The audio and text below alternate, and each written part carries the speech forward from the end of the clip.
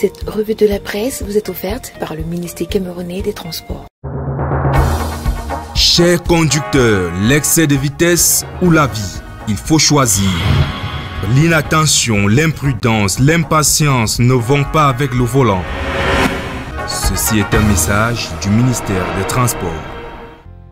Bonjour à tous et bienvenue à cette nouvelle édition de la revue de la presse camerounaise. À la une du quotidien national bilingue Cameroun Tribune ce matin, des dossiers chauds sont en suspens à la FECAFOOT.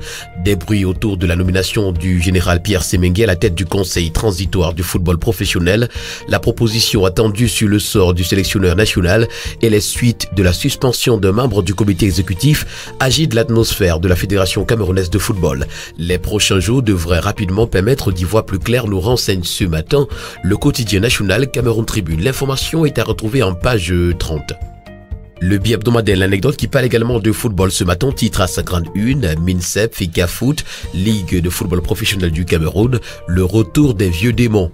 À un mois de la double confrontation Cameroun-Algérie, comptant pour les qualifications de la Coupe du monde de football, les tensions d'envergure couvent autour de l'avenir du sélectionneur national Antonio Conceição, qui a vu son contrat renouvelé par le ministre des Sports sans l'avis du président de la Fédération camerounaise de football. Au même moment, une autre bataille se dessine au tribunal arbitral du sport, créant une incertitude sur les prochains jours de l'actuel exécutif de l'immeuble de Tinga. L'information ce matin, vous l'aurez en page 11. En petite une, ce matin, on parle de crypto-monnaie. Retrouvons la face cachée de la médaille. À Yaoundé, un homme brûle les parties intimes de sa concubine. Et puis Bingela, le directeur de l'EPAP, est aux arrêts. D'après la grande une du quotidien L'Info à chaud ce matin, suite aux propos outrageants du secrétaire général du MINCOM à Vision 4 dimanche dernier, le peuple empêchera le gouvernement de broyer Samuel Eto'o-fils, nous renseigne ce matin le quotidien en page 3. À la une de la Voix du Centre ce matin, FECAFOOT, Eto'o en real politique. Avec le quotidien Mutation ce matin, on parle de toute autre chose et plus précisément de l'après-CAN. Le thermomètre est en sous-chauffe, nous renseigne ce matin le quotidien. Coupure d'électricité et d'eau potable, désordre urbain, insalubrité publique, vie chère, le retour sur terre est brutal pour les populations. L'appel d'Olivier Billet est à retrouver ce matin des pages 7 à 9 du quotidien Mutation. Le quotidien Econews pour sa part ce matin nous renseigne s'agissant de la lutte contre la vie chère que ça patauge. Les prix des produits de base augmentent à un rythme qui appauvrit le panier de la ménagère et met les consommateurs hors de leurs réserves. Au ministère du Commerce, on indique résoudre cette situation par la sensibilisation et le président de l'association des consommateurs Simon Kaljob crie à la mauvaise foi. Parlant également de la sécurité alimentaire ce matin, l'hebdomadaire de Zéphirin Koloko, L'Avenir nous renseigne que le ministre du Commerce est seul face au tourment. L'Institut national de la statistique, dans un de ses derniers rapports, a eu à féliciter la maestria avec laquelle le Magloabaga Tangana se bat pour garder les prix au niveau tolérable pour le Camerounais lambda. Mais ce que l'on note avec regret, c'est que la lutte contre la vie chère a été abandonnée au seul ministre du Commerce. Que font le ministre de l'Agriculture et celui de l'Élevage et des Pêches s'interroge ce matin l'hebdomadaire de Zéphirin Koloko. Pour le journal Repère, on parle justement du docteur Taïga comme artisan de l'insécurité alimentaire. À la tête d'un département parmi les plus sensibles, par ces temps de pénurie et de vie chère, le médecin vétérinaire brille par une inertie non feinte en dépit des milliards de francs CFA investis pour l'élevage, la pêche et la filière laitière, des secteurs parmi les plus à risque pour la balance de paiement, nous renseigne ce matin en page 4, le journal Repère. Le quotidien Le Messager pour sa part ce matin s'intéresse au litige foncier à Djombe Pendia et titre l'insoutenable imbroglio.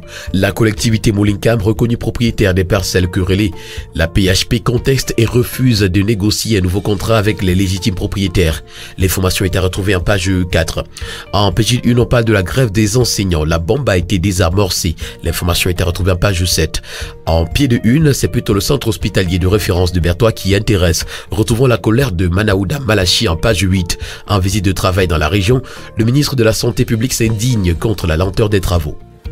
Le quotidien Le Jour pour sa part ce matin, s'agissant de grippe aviaire, nous renseigne que l'Ouest organise la riposte. Les activités de transport et de commercialisation des volailles et autres produits des fermes avicoles font désormais l'objet d'une nouvelle réglementation. 16 postes de contrôle sanitaire ont été institués et les marchés de vente réduits à 19 sur l'étendue de la région. Le quotidien L'économie pour sa part ce matin parle d'entreprise et nous renseigne que le cabinet britannique Moore Stephens va auditer le contrat plan État-SEMRI. Sélectionné suite à un appel à candidature, cette structure a 3 mois pour proposer les pistes de la relance de la société d'expansion et de modernisation de la riziculture de Yagua. L'information ce matin, vous l'aurez en page 3. Filière café, les petits pas de la transformation locale et puis agriculture, élevage, forêt, le Cameroun élabore un guide de bonnes pratiques. Le magazine Défi Actuel pour sa part ce matin donne la parole à Louis-Paul Motazé, ministre des Finances.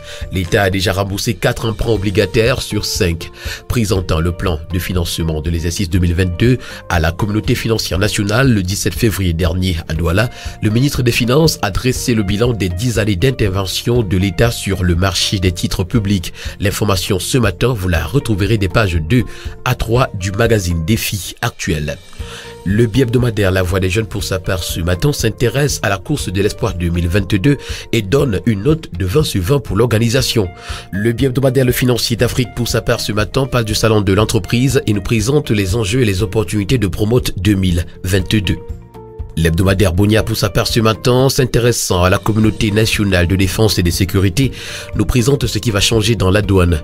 Au regard des nombreuses saisies opérées au cours de ces dernières années, le gouvernement veut donner plus de moyens à l'administration des douanes. Un groupe de travail chargé de préparer des textes de mise à niveau de cette administration en vue de son intégration dans la communauté nationale de défense et de sécurité a été créé et ses membres récemment installés. Une fois achevés, ces textes consacreront le renforcement des capacités logistiques et techniques de la douane. Les éclairages de Louis-Paul Motazé, ministre des Finances, sont à retrouver ce matin des pages 4 à 6 de l'hebdomadaire Bonia. Le quotidien pour sa part ce matin parle de la gestion et du suivi centralisé du transport interurbain de passagers, un contrat contre les accidents de la route. Le Pélican qui en parle également nous indique que ça roule en toute sécurité. La Nouvelle Expression, qui est également un kiosque ce matin, s'intéressant à la crise anglophone, titre à sa grade 1 quand les sécessionnistes s'entretuent. Depuis plusieurs mois, les affrontements des groupes rivaux séparatistes se multiplient dans les régions du nord-ouest et du sud-ouest du Cameroun. Des signes d'agacement avec une guerre qui s'enlise nous renseigne ce matin en page 2 La Nouvelle Expression. En petite une, 21 février 2014, il y a 8 ans, mourait Charles Ateba Yéné. Ascension du Mont Cameroun, un bleu dont le char des dieux. Enquête, Thérèse Ngo empoisonné. Francis Nganou, le Camerounais qui honore l'Afrique, et puis RDPC, le sénateur Mbamba, désavoué à Kribi. Toutes ces informations sont à retrouver ce matin dans les colonnes de La Nouvelle Expression. À la grande une de l'hebdomadaire Meillon Messala ce matin, Cavaillé Yéguié, Gaston Combat, l'assurance de la rupture. Le journal Ligne d'Horizon pour sa part ce matin titre à sa grande une, Jeune, l'ascenseur politique bloqué. D'après le journal Ligne d'Horizon ce matin, sous le renouveau, les jeunes sont sujets et objets d'enjeux politiques depuis l'origine jusqu'à la récente actualité. Usés, ballottés, recalés, maintenus sous un plafond de verre par une classe de dirigeants qui s'éternise, la frange la plus importante de la population manifeste une impatience grandissante. Les éclairages des professeurs Lucien Haïssi et Joseph Quetieux sont à retrouver ce matin dans les colonnes du journal Ligne d'Horizon. C'est avec ce journal ce matin que nous mettons un terme à cette autre édition de la Revue de la Presse. Merci de l'avoir suivi et rendez-vous demain pour une nouvelle sortie.